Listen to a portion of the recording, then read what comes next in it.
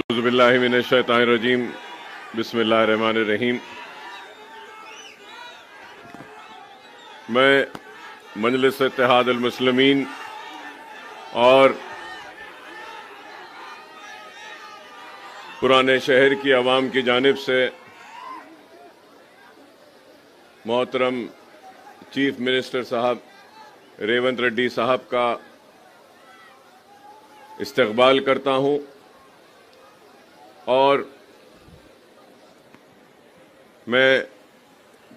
सदर मजलिस बैरिस्टर असदुद्दीन ओवैसी साहब रुकने पार्लियामेंट व मुबीन साहब रुकने असम्बली को मुबारकबाद पेश करता हूँ आज के इस तकरीब के लिए और हमारे शहर की मेयर साहिबा का भी मैं शुक्रिया अदा करता हूं और मुबारकबाद देता हूं। और आज की इस तकरीब में शिरकत करने के लिए आए हुए अरकान असम्बली, अरकान कौंसिल, अरकान बल्दिया, सबका मैं पुराने शहर में आप तमाम का इस्तकबाल करता हूं और बड़ी ही मसरत की घड़ियां हैं कि आज मैं ये कहूं तो गलत ना होगा कि शहर हैदराबाद का दूसरा सबसे बड़ा फ्लाईओवर आज पुराने शहर के इस हिस्से में जिसका इफ्तिताह होने जा रहा है। न सिर्फ ये बल्कि आज अल्हम्दुलिल्लाह अल्लाह का फजल करम है कि एक और संग बुनियाद रखा गया है जो जोन 2 का सीवरेज लाइन का संग बुनियाद है जिसकी लागत करीब 301 करोड़ रुपया है। तो इसके लिए भी मैं मोहतरम चीफ मिनिस्टर साहब का शुक्रिया अदा करता हूं कि आपने इसकी मंजूरी दी। लेकिन ये बात मैं ज़रूर कहूँगा कि जोन 2 में हमने Jawaharlal Nehru national urban renewal mission के ज़रिए 251 करोड़ रुपया मंजूर करवाया था, 251 करोड़ अर्लियर, जिसके ज़रिए जितना स्ट्रॉम वाटर ड्रेन में जो सीवरेज को मिलाया जाता था एक HNL की लाइन के ज़रिए हमने सीवरेज को अलग किया स्ट्रॉम वाटर से और उसके बाद में जो बचा हुआ काम था जोन 2 का 301 करोड़ का जिसका संग बुनियाद आज रखा गया है। तो इसके ज़रिए जोन 2 का जितना भी सीवरेज है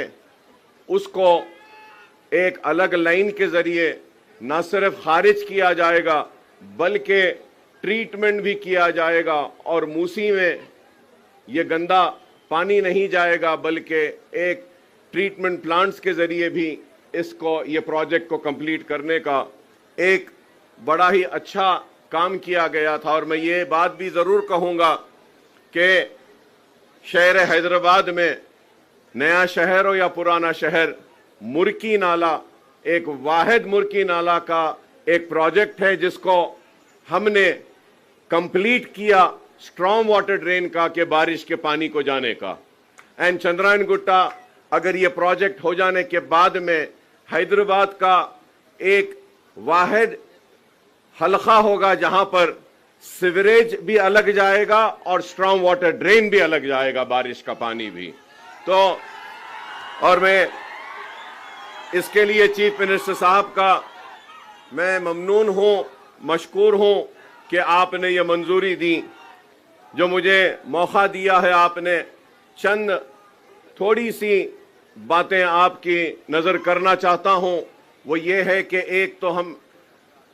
पहले हमने जब ये फ्लाईओवर का ड्राइंग्स बनवाई थी तो ये पुराने पुल से लेके आरामगढ़ तक था। तो इसको बीच में अब आप देखते हैं कि ये लैंडिंग यहाँ पर हो रही है और पुराना पुल का फ्लाईओवर का भी लैंडिंग हो रही है बीच में। तो मैं आपसे रिक्वेस्ट करूंगा कि इस फ्लाईओवर को उस फ्लाईओवर से मिला देते हैं, तो अगर कोई वहां से चढ़ेगा तो यहां उतरेगा और वहां पुराने पुल से चढ़ेगा तो यहां पर आएगा। और इसके साथ ही साथ एक छोटा सा 21 करोड़ बाकी है, जहां यहां पे ये जो एक्विजिशन करना है, तो अगर ये एक्विजिशन कंप्लीट हो जाएगा तो ऊपर से जाने वाले आसानी से जाएंगे, नीचे से जाने वालों को भी अच्छा रास्ता मिलेगा। और नीचे की बात मैं इसलिए कर रहा हूं क्योंकि यहां सामने हमारा नेहरू ज़ूलॉजिकल पार्क है, जू है, और मैं ये कहूंगा कि किसी जमाने में इंटरनेशनल नाम रखता था और आज भी हमारा जू काफी मशहूर है और एनिमल्स काफी है। यहां पर जो बच्चे आते हैं, टूरिस्ट भी यहां पे ज्यादा आता है। ये बात मैं टूरिज्म पॉलिसी जो आपने असेंबली में लाई थी उस वक्त कहना चाह रहा था, लेकिन मेजर अपोजिशन पार्टी की गड़बड़ की वजह से टूरिज्म पॉलिसी पर बहस नहीं हो सकी, डिबेट नहीं हुआ, और वैसी वो टूरिज्म पॉलिसी को उसको मंजूर किया गया था असेंबली में। तो इसलिए मैं आपके जरिए यही अपील करूंगा कि ये ज़ूलॉजिकल पार्क है और टूरिज्म पॉलिसी में भी मैं आपको याद दिलाना चाहता हूं कि आज से 20 बरस से, लास्ट 20 ईयर्स से, और मैं ये कहूंगा कि राजशेखर रेड्डी साहब के दौर में ओल्ड सिटी के लिए 2000 करोड़ का एक पैकेज दिया गया था, और उस वक्त चार मीनार पेडेस्ट्रियनाइजेशन प्रोजेक्ट के बारे में भी ऐलान किया गया था, और बड़े ही सुनहरी ख्वाब हमको दिखाए गए। किसी ने इसको इस्तांबुल बनाने की बात कही तो किसी ने सिंगापुर। ना हमको इस्तांबुल चाहिए ना सिंगापुर, हमको सिर्फ चार मीनार का पेडेस्ट्रियनाइजेशन का प्रोजेक्ट का कंप्लीशन चाहिए। और उसके लिए हजारों के एक दिन में 25,000 30,000 टूरिस्ट आते हैं चार मीनार, लाड़ बाजार को देखने के लिए। वहां पे पार्किंग का प्रॉब्लम है, और वो पार्किंग लॉट्स बनाने के लिए चार मीनार बस स्टैंड के पास और खिलवत के पास हमने मुतालबा किया था। और जब चार मीनार पेडेस्ट्रियनाइजेशन की हम बात करते हैं तो हमको इस बात का भी ख्याल रखना चाहिए कि पुराने शहर का इकोनॉमिक जोन अगर कुछ है तो वो चार मीनार है, और हैदराबाद की पहचान भी है तो वो चार मीनार है। तो हमने एक प्रपोजल रखा था कि नए पुल के पास, सालार जंग म्यूजियम के पास, वहां पे ब्रिजेस को डालकर जितने भी हॉकर्स हैं उनको वहां पे रिहैबिलिटेट किया जाए, उनको वहां पे रोजी रोटी के लिए दिया जाए और चार मीनार पेडेस्ट्रियनाइजेशन को कंप्लीट किया जाए। मंडी मिरालम का भी हमने एक प्रोजेक्ट एमपी साहब ने दिया था, वो भी मंजूर हुआ। मुर्गी चौक का भी एक प्रोजेक्ट को दिया था, वो भी हुआ। और ये टूरिज्म के लिए यहाँ पे हमने मीरालम तालाब का भी, इसको भी डेवलप करने के लिए एक प्रपोजल दिया था। तो हम उम्मीद करते हैं कि टूरिज्म पॉलिसी में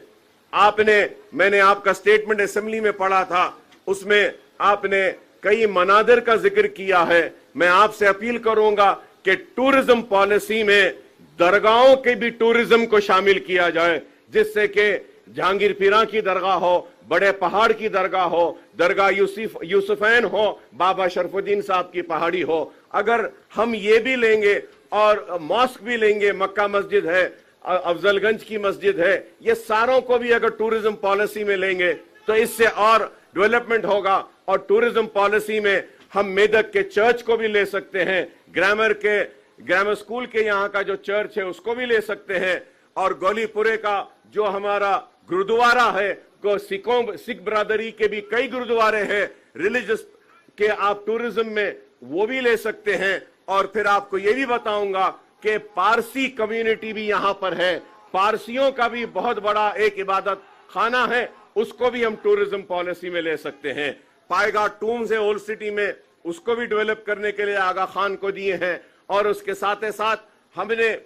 ये गोलकुंडा 7 टूम्स को, जो आगा खान फाउंडेशन जो 7 टूम्स को डेवलप कर रहा है, एक स्काईवे, एक वे है, पूरा पुराना ओल्ड ट्रेड वे है, उसके डेवलपमेंट के लिए भी हमने प्रपोजल दिया था हमारे कारवान के एमएलए साहब ने। और फिर शेख पेट से लेके 7 टूम्स गोलकुंडा फोर्ट में हमने एक प्रपोजल दिया था। फ्रेंच कंपनी ने आकर देखा भी था ट्रैम के लिए कि ट्रैम के सर्विसेज को वहां पे हम ले सकते हैं।